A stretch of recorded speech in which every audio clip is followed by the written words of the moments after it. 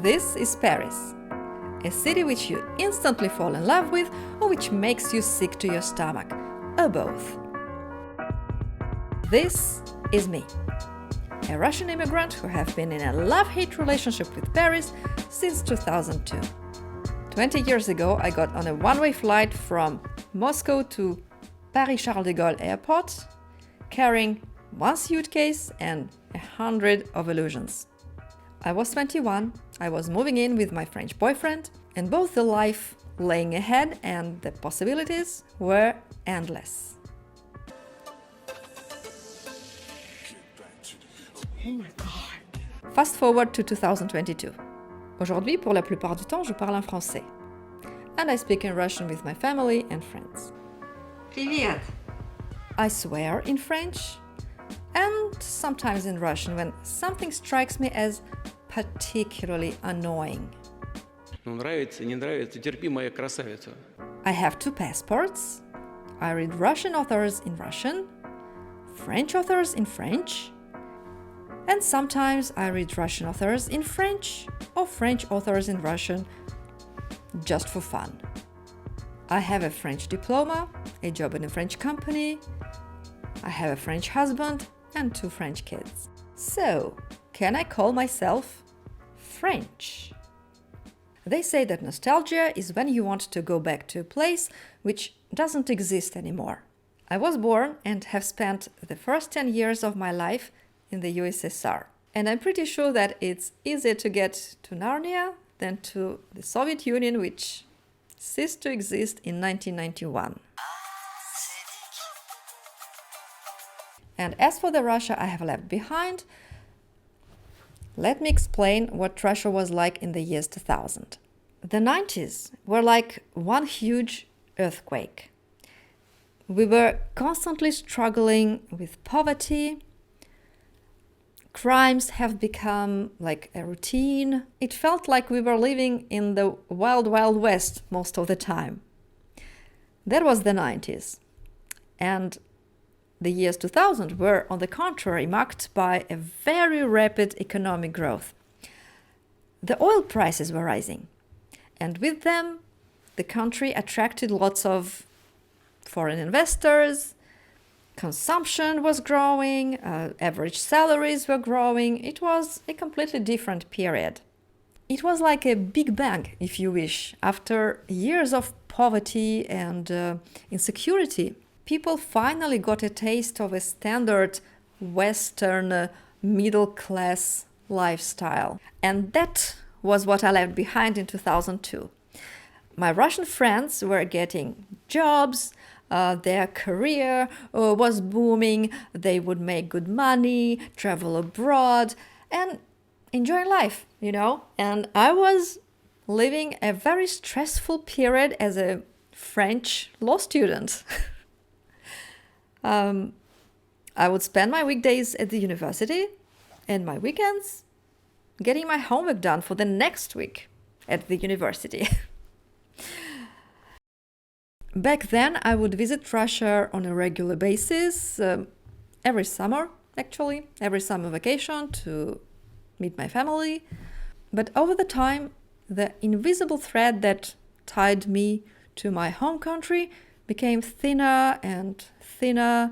I have lost all of my grandparents. My mom went to live abroad. And I got a family and kids, and life became hectic. And the last time I went to Russia was 3 years ago, in 2019. Exactly 3 years ago, actually. It was October. It was already chilly and windy because my home city stands on the Volga River, so it gets pretty windy all the time. We were selling the apartment I grew up in, and it was almost empty because we gave almost all the furniture and stuff to relatives and friends, so it felt empty. And it felt weird, but it wasn't the only thing that felt weird.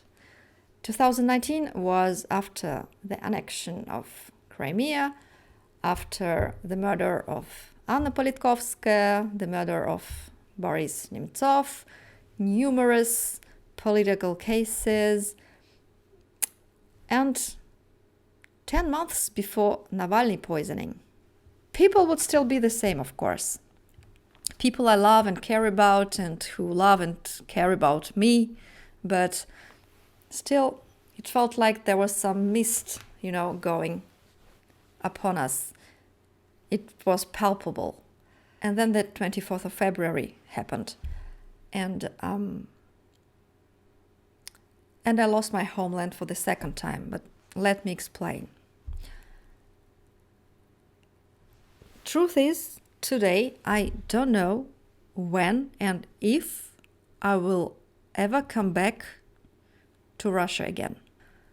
And the reason is not because now the flight from Paris to Moscow lasts like 12 hours and costs about 1,500 euros, although obviously it's a constraint on its own, but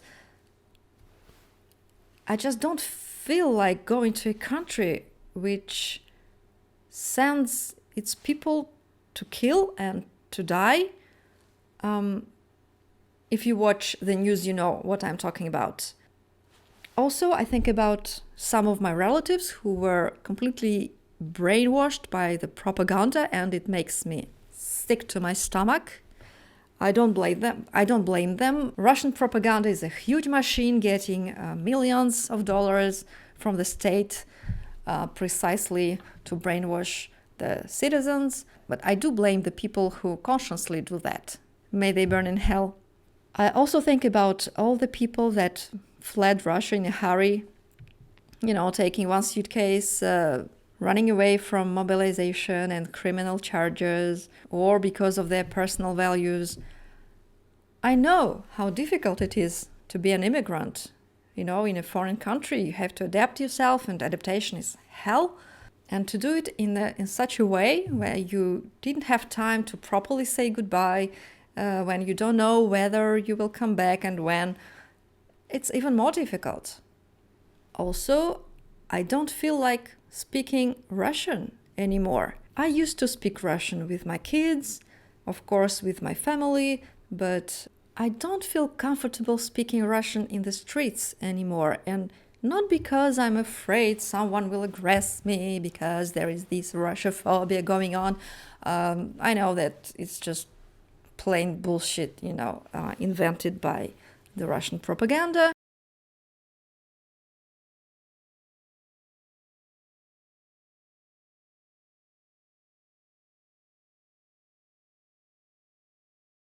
Have never experienced anything like that, but I'm just afraid that I will come across some Ukrainian people and them hearing me speak Russian I just don't want to upset them, So if you have watched this video up until now, probably you want to ask myself, Rita, so do you feel French? Alas, after 20 years in France, I have to admit that I still don't feel at home. Why? I have no idea. I'm fully integrated into the society. I speak French. I think in French. Have a French job. I have French friends and they are great people. I have to admit I have consumed hundreds, if not thousands, of croissants. I love French cuisine and wine, but still something is missing in the puzzle. It's just like that. When I walk along the beautiful streets of Paris, I just feel lonely. Maybe it will change someday, maybe it won't. I guess I will leave it as a material for my future memoirs or for my therapy sessions. I don't know. Thanks a lot for watching this video. Hope you liked it. If you have any questions, don't hesitate. Feel free to ask me anything in the comments, and see you next week. Vive la France!